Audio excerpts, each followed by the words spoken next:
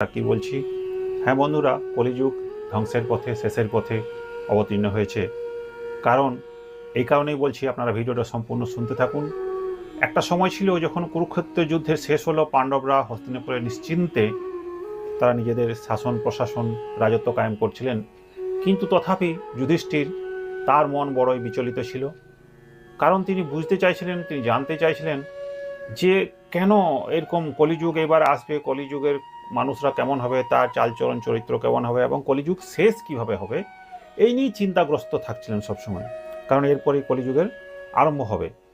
তো এই চিন্তা করতে করতে আরও চারো ভাই দেখলেন যে দাদা কেন এত চিন্তা করছেন, আমরা তো বেশ সুখে শান্তিতে আছি, রাজত্ব ভালো চলছে, রাজত্ব হচ্ছে ঠিকঠাক। তারা জিজ্ঞেস করলেন, দাদা এরকম কেন কেন চিন্তা করছো, তুমি দুশ্চিন্তা কেন করছো? তো বললো, দেখো আমার মনে এই প্রশ্ন আছে, এবার তো আমরা যে রাজত্ব করছি এরপরই কলিযুগ আসছে, তো কেমন হবে, কিভাবে হবে, কেমন হবে, শেষ হবে, শেষ সম্বন্ধে